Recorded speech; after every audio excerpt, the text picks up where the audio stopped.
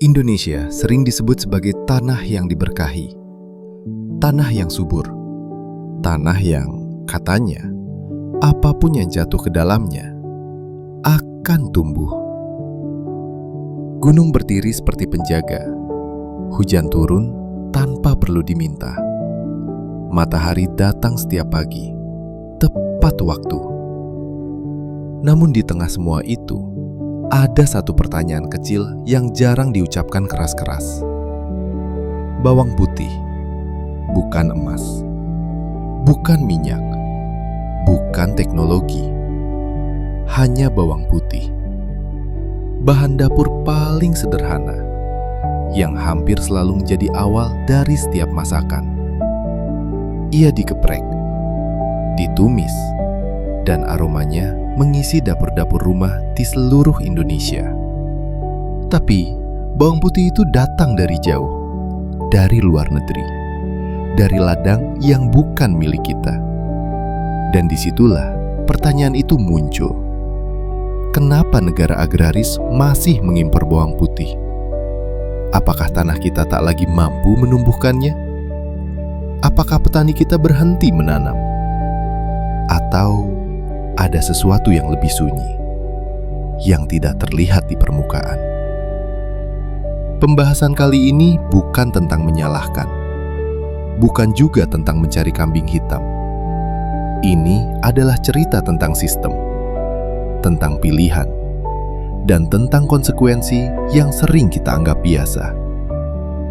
Kita sering menyebut Indonesia sebagai negara agraris, sebuah istilah yang terdengar besar dan sering diucapkan dengan bangga, namun jarang benar-benar dijelaskan. Menjadi agraris bukan hanya soal luas tanah, bukan pula soal jumlah desa atau banyaknya sawah. Menjadi agraris adalah soal arah, soal apa yang dipilih untuk ditanam, soal apa yang dilindungi ketika pasar berubah. Bawang putih bukan tanaman asing bagi negeri ini.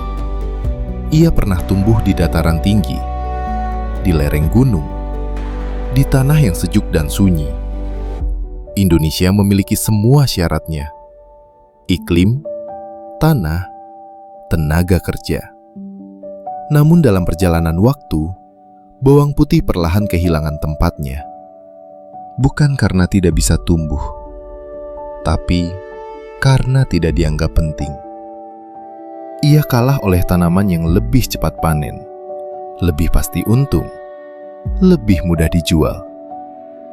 Dalam sistem pertanian modern, yang bertahan bukan selalu yang paling cocok, tetapi yang paling menguntungkan. Dan di titik itu, makna negara agraris mulai bergeser. Dari soal kemandirian menjadi soal efisiensi. Dari soal keberlanjutan menjadi soal kecepatan. Bawang putih tidak pernah benar-benar gagal. Ia hanya tidak lagi dipilih. Bagi petani, menanam bukan sekadar pekerjaan. Ia adalah keputusan hidup. Setiap musim tanam adalah pertaruhan antara harapan dan kenyataan. Bawang putih membutuhkan kesabaran, waktu tanam yang panjang, perawatan yang tidak murah, dan yang paling sulit, menunggu tanpa kepastian. Petani tidak pernah tahu berapa harga panen nanti. Apakah akan naik atau justru jatuh tepat saat hasil siap dijual? Dalam ketidakpastian itu, satu kabar bisa mengubah segalanya. Impor dibuka. Dalam hitungan hari, harga berubah, pasar menyesuaikan, dan petani yang sudah menanam tidak punya ruang untuk mundur. Kerugian bukan hanya soal uang, tapi soal kepercayaan. Kepercayaan bahwa usaha mereka akan dihargai. Kepercayaan bahwa negara berdiri di sisi yang sama, tanpa perlindungan harga, tanpa jaminan pasar, tanpa kepastian kebijakan. Maka pilihan pun menjadi sederhana. Menanam bawang putih berarti berani menanggung risiko sendirian.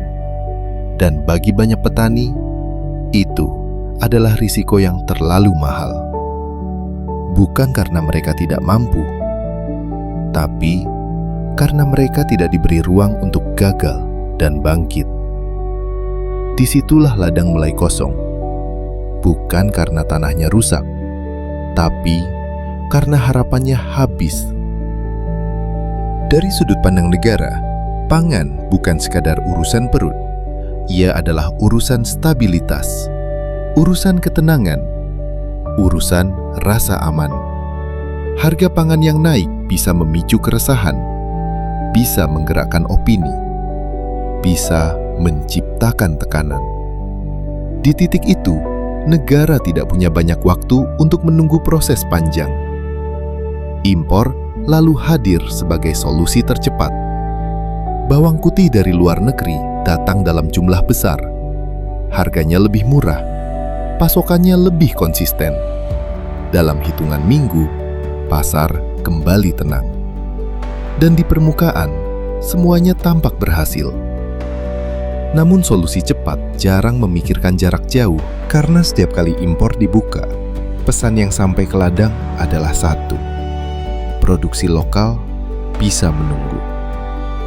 Petani yang sudah menanam harus bersaing dengan harga yang tidak pernah mereka tentukan.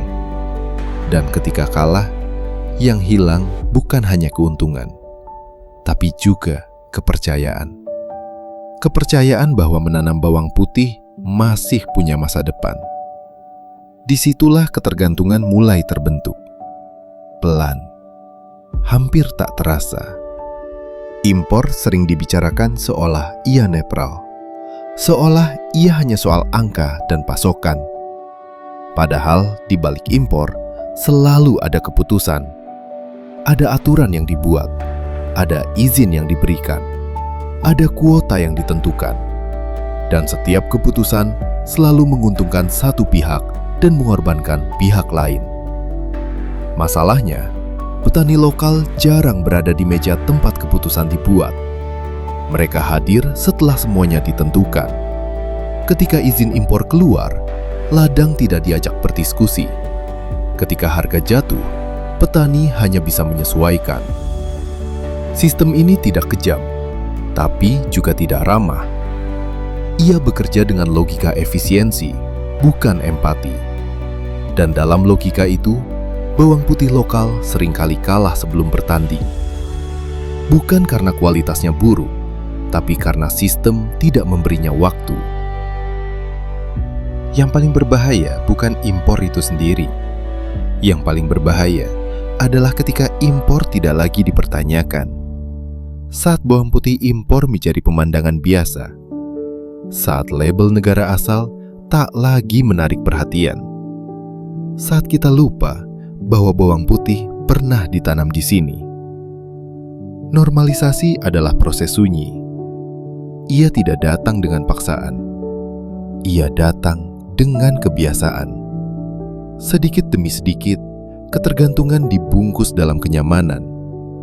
Harga stabil, pasokan aman. Tidak ada alasan untuk bertanya. Namun di balik kenyamanan itu, kemampuan kita perlahan menyusut. Bukan karena tidak mampu, tapi karena tidak lagi dilatih. Dan suatu hari, ketika ketergantungan terlalu dalam, pilihan pun semakin sempit. Saat itulah kita sadar bahwa kehilangan tidak selalu terasa saat ia terjadi. Kadang, ia baru terasa ketika kita membutuhkannya kembali. Cerita ini tidak berhenti di sini saja. Ia berlanjut setiap kali kita masuk ke dapur, setiap kali kita memilih bahan makanan, setiap kali kita tidak bertanya dari mana semuanya berasal. Bawang putih hanyalah satu contoh, satu potongan kecil dari sistem yang jauh lebih besar. Dan mungkin yang perlu kita lakukan bukan segera mencari jawaban, melainkan mulai memperhatikan.